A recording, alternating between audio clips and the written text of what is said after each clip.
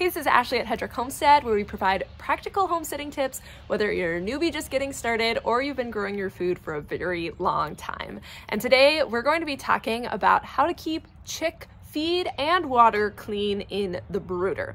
This is a constant battle for anybody who's raised chicks. You can be like, yep, for sure. I have been battling keeping feed and water clean. So I have 3 different little tips or ways that you could try to implement to keep your feed and water cleaner, and we're gonna be talking through those 3 today. Number 1 is you can use a chick stand. This was the first thing that I tried. I bought mine from Premier One. It's basically a plastic grate that sits on top of the bedding in your brooder, and then you put the feeder or water on top of it. Now what's great about these is you can still use your classic cheap feeders and waters.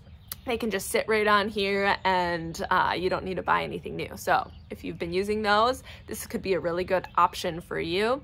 Just note that over time, the stand will start to settle in the bedding, especially if you use deeper bedding, and then you'll have the same issue because your stand will be at the same height as your bedding, and then they'll be kicking things in, especially as your chicks get older. So some general maintenance that you're gonna have to do if you choose the chick stand is you're gonna have to take up the chick stand, level out the bedding, make sure it's sitting on top of it again, and then put your feed or water back. Now, another con to these is they can get pretty messy, right? Like, chicks are kind of messy, especially as they get older. So as they're crawling on top, this thing is gonna get manure-y, so it will have to be cleaned out. So there is a few more like maintenance-y things that you have to do with these. And ultimately, that's why I decided to move away from this method for raising larger batches of chicks. But it can be really good if you're just doing a few. I'll put the link to what I have down in the description. All right, option number 2, if you don't want to go the chick stand route, you could also hang your feeders or your waters, like from the ceiling or from a tripod, something like that. And this is great because just like the chick stand, it keeps your feeder or water right off the ground. The most important thing to keep in mind when you're hanging feeders or waters is you want it to be at the right height. So you want to make sure that your feeder or water is at like chest height, something like that. So this is gonna move as the chicks grow. I have my feeders hanging right now, and they are hanging on a chain with an S-hook, and all I have to do is move the S-hook up links on the chain as the chicks grow.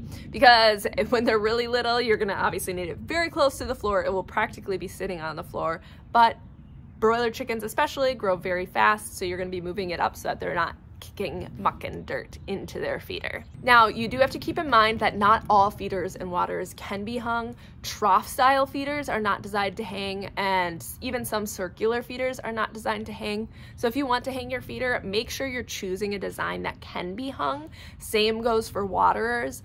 I'll put a link in the description of some of my favorite hanging feeders and water options. Same thing with waters. Your classic little chick water is not going to be able to be hung up. And that brings us to point number 3, which is choose a nipple waterer. Nipple waterers keep water so nice and clean. I used to brood chicks with the old, just classic little chick waterers, and now that I've started using a nipple water, I will never go back. If you're wanting an in-depth comparison of the two, I recently posted a video on how to choose waterers for your chicks. You can go ahead and check that one out.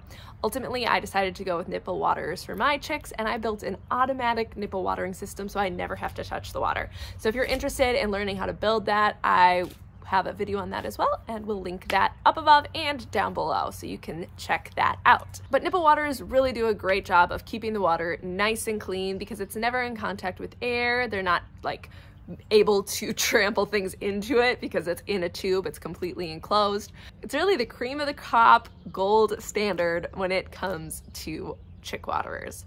So that's why I use it for brooding my chickens. I hope that helps give you some insights into how to keep your chick feed and water clean. If you have any questions, pop them down in the comments below. I will be happy to answer them there. All right, until next time.